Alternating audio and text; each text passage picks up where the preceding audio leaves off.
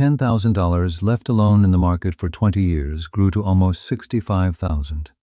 Most beginners never see that money because they missed just 10 days.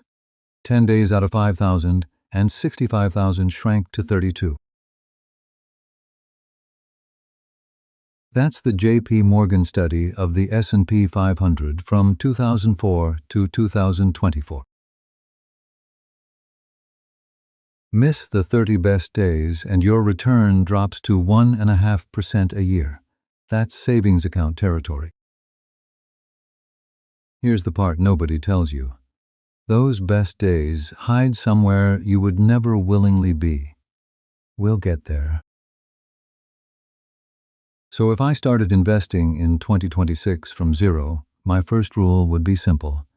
Never try to time it. Time in the market beats timing the market. It's a cliché because the math keeps proving it, decade after decade. The S&P 500 has averaged about 10% a year since 1957 through crashes, wars, and panics. But before my first dollar touched the market, I'd do two things first. Skip them. And investing can actually hurt you. First, any credit card debt gets destroyed. Card interest runs 20% or more, compounding against you every single month. Paying off a 20% card is a guaranteed 20% return. No stock, no fund reliably promises anything close to that. Second, an emergency fund. 3 to 6 months of expenses. Sitting somewhere safe, you can grab it in a day. Not under a mattress, and not in a regular savings account paying 0.4%, the national average right now. A high-yield savings account pays around 4 to 4.5% in 2026, 10 times more. Same money, same safety, one afternoon to open one online. This fund is what lets you never sell stocks in a panic. Because emergencies come. A car dies, a job disappears. Without this cushion, you become the person selling at the bottom. Foundation done. Now comes the money question, because one account will literally double your first dollar the moment you deposit it.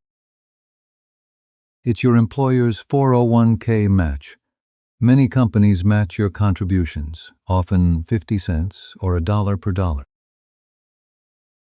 A full match is a 100% instant return. Nothing else in finance hands you free money like this. So rule 1 of the order. Always contribute enough to capture every cent of the match. It's part of your salary. Next comes the Roth IRA. You pay tax on money going in, then it grows and comes out completely tax-free. In 2026, you can put in $7,500 if you earn under $153,000. After the Roth, go back and fill the 401k. The 2026 limit is $24,500. Still have money left? A regular taxable brokerage account. No limits, no rules, just slightly less tax protection. Match, Roth, 401k, brokerage. That's the whole order. Most beginners never get past step 2, and that's fine. But accounts are just empty buckets. The decision that actually builds wealth is what you put inside them. If I started in 2026, I'd buy one thing, a low-cost index fund tracking the whole market. An index fund owns a tiny slice of hundreds of companies at once. One purchase, instant diversification. No picking winners. Historically, index funds beat most professional fund managers. You're not settling for average. Average quietly outperforms the expert. Watch one number, the expense ratio. The cheapest S&P 500 funds charge 0.015%. The industry average fund charges 15 times more. Fees compound against you exactly the way returns compound for you. Want it even simpler?